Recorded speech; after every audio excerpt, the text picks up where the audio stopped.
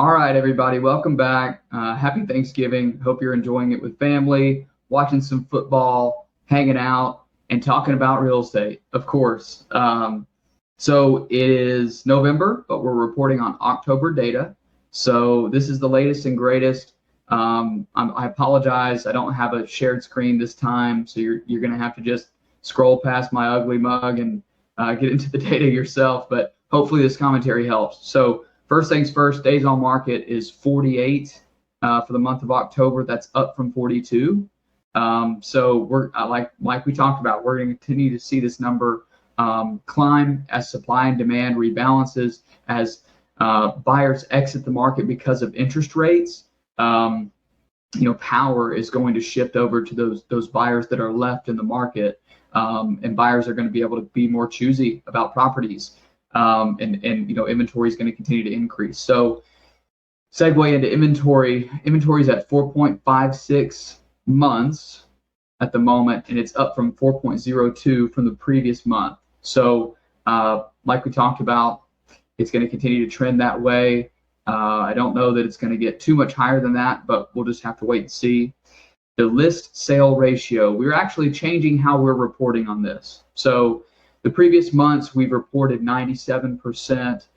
Let's see, I think it's been 97% for a couple of months, August and September. And so for October, we're actually going to change this, and we're going to start reporting on the percentage of the original list price. So this is the sold price versus the original list price moving forward.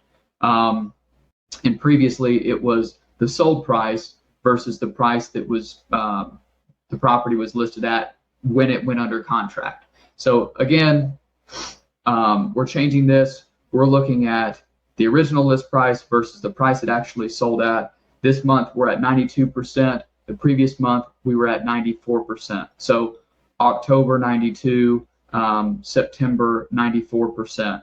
And I think that this is all about seller expectations. It's about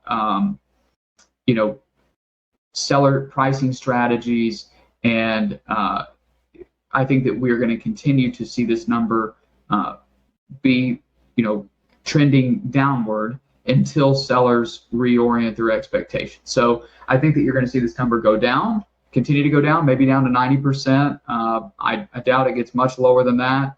And then I think you're going to see it come back up as sellers are more realistic with the prices that they're listing their properties at, and I think that we'll see the number, come back up to higher levels at a more sort of average mark of 96, 97%, where it's been for the past several years. So those are your quick stats. Getting into our graphs really quickly here. Again, we're looking at inventory represented by active listings versus your list sale ratio. So that number that we just talked about. We've seen inventory climb. So we've been sitting in between 600 to 700 active listings for the past couple of months since July. And as that number has increased, we've seen the list sale ratio drop off. And I think that's represented because buyers have exited the market due to interest rates. So we're talking about the actual pricing.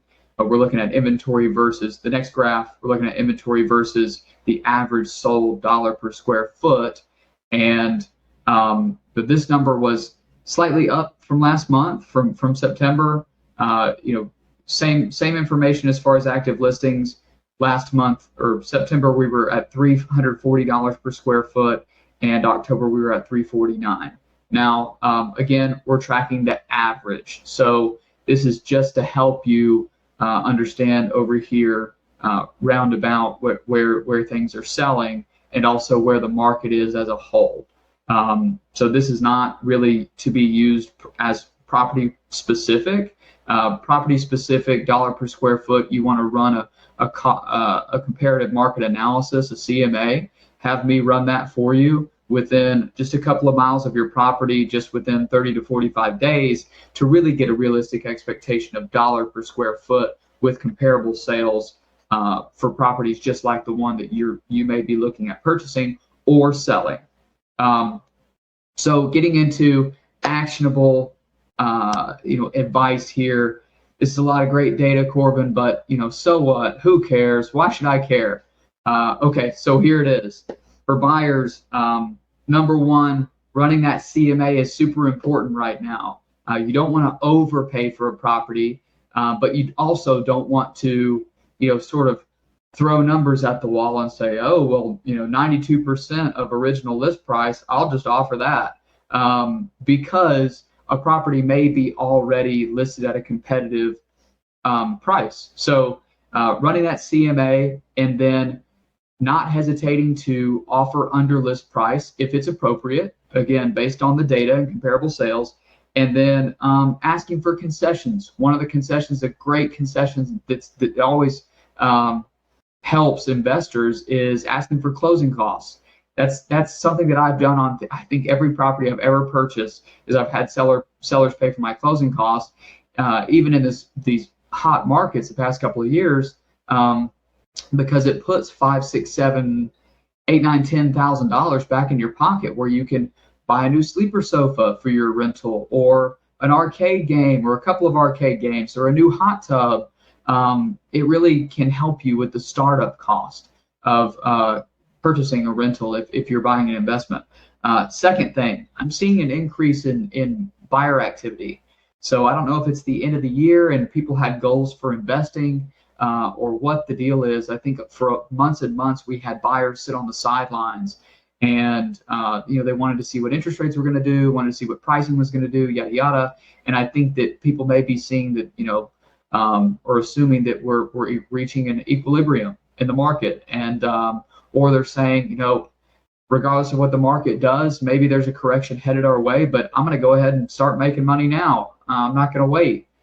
I don't know what the psychology is behind it, but we're seeing an increase in market activity. So just wanted to make everyone aware that it's getting a little bit more competitive out there, and I have seen a couple of multiple offer situations here lately. Another item to ask from sellers is an extended due diligence period.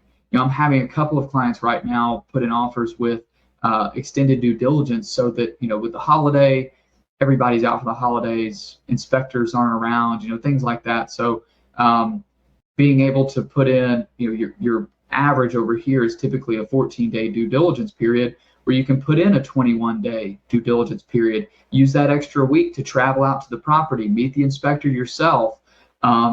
If you're an out-of-state investor, or just maybe you want some more time to possibly get quotations from contractors, whatever the situation is, it's a very strong possibility that you're going to be able to get that extended due diligence period and get that property locked up under contract. So last thing here is, don't be afraid of high days on market. Everybody's got their reasons why that they don't go after a specific property. There's tons of reasons why a property can sit on the market for a while. Number one is presentation, right? Maybe the photos aren't great. Maybe when the showings are happening for a property, the property's dirty, or there's the neighbors were having a fight out in the front yard when you drove by, or another one around this time and around this area is availability. So people want to sell their property, but they want to make money over the holiday season, and this is a peak season for this market. So people are the property is not available. If it's never available for property videos, your agent can't go see it, and there's no chance of seeing it in person. It's probably not going to sell. So just keep all those things in mind, that just because a property's been on the market for a while doesn't mean it's not a good investment opportunity or a great property for you. Seller advice in this market, property availability, that's huge. There's this, the old saying, penny wise, pound foolish.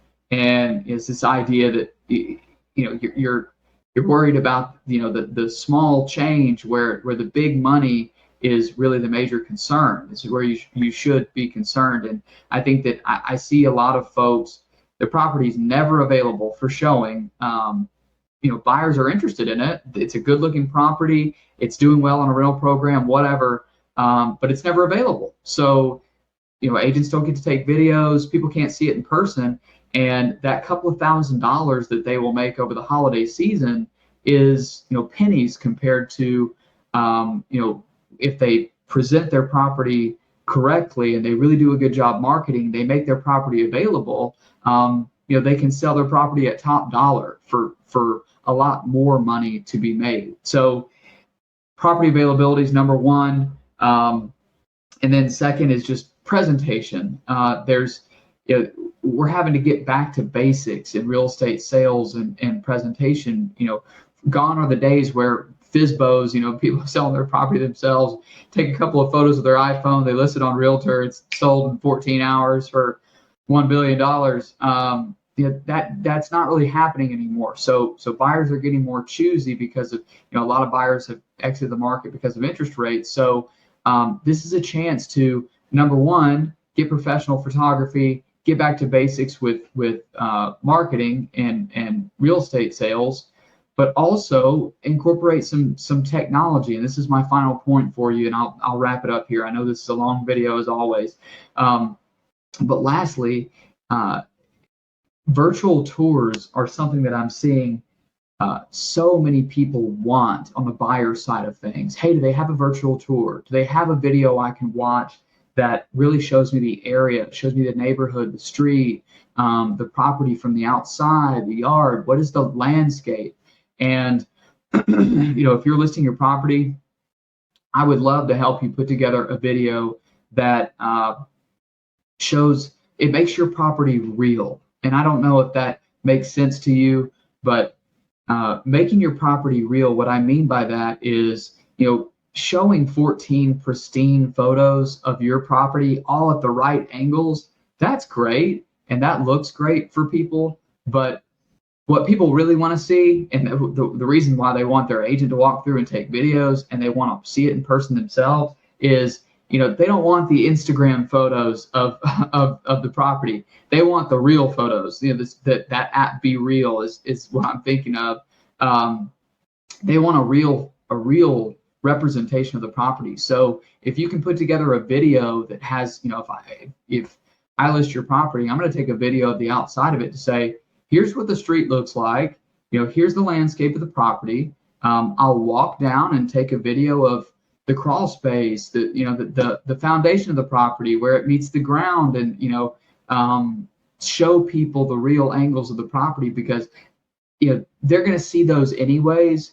And being upfront and forthcoming with that information in the first place, as long as it's done properly, it's done well, it really goes a long way with buyers, and it helps them get a real representation of the property. They feel like they're, no one's trying to pull the wool over their eyes. They're getting, real footage, and that's what helps people make decisions for investment properties or otherwise, even a primary residence. So that's my tips on the seller side. I hope you're having a great holiday season this week. I hope you have a great Thanksgiving, and let me know if I can help you in any way. Book some time with me through my Calendly link if you want to chat about real estate, or if you have a specific property you'd like to view on the buyer side, or if you're considering selling your property on the seller side. Thanks so much. Have a good Thanksgiving.